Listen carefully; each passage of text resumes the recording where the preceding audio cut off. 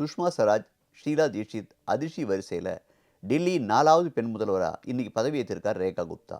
பாஜகவை சேர்ந்த பல முன்னணி தலைவர்களை பின்னுக்கு தள்ளி அவர் இந்த இடத்தை பிடிச்சிருக்கார். 1974ஆம் வருஷம் ஹரியானாவில் இருக்கிற நந்தகர் அப்படின்ற கிராமத்தில் பிறந்தவர் ரேகா குப்தா. முதல்ல ஹரியானாவில் இருந்த ரேகாவோட குடும்பத்தினர் பிறகு 1976ஆம் வருஷம் டெல்லியில் செட்டில் ஆகியிருக்காங்க.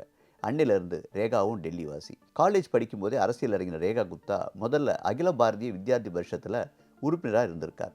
டெல்லி பல்கலைக்கழக மாணவர் சங்கத்தின் தேர்தலில் போட்டியிட்ட அவர் 1996 ஜெயிச்சு பல்கலைக்கழக மாணவர் சங்கத்தின் தலைவராக இருந்திருக்கார். 2000 ஆண்டில் பாரதிய ஜனதா யுவ மோர்ச்சா அமைப்பில் சேர்ந்த அவருக்கு 2004ஆம் வருஷம் அதோட தேசிய செயலாளராக பொறுப்பு கிடைச்சிருக்கு.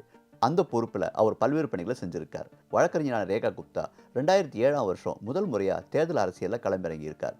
டெல்லி உள்ளாட்சி தேர்தலில் போட்டியிட்ட அவர் வடக்கு பீதாம்பரா தொகுதியிலிருந்து கவுன்சிலராக தேர்ந்தெடுக்கப்பட்டார். அன்னிலிருந்து டெல்லி பாஜகவோட முக்கிய முகங்களில் ஒருத்தராக ரேகா இருந்திருக்கார். சமீபத்தில் நடந்த தேர்தலில் ஷாலிமார் பாக் தொகுதியில் நின்று ஜெயிச்ச ரேகா முதல் முறையாக சட்டமன்ற உறுப்பினர் ஆகியிருக்கார். சட்டமன்ற உறுப்பினராக முதல் முறை தேர்வான நிலையிலேயே முதல்வர் பதவியும் அவரை தேடி வந்திருக்கு.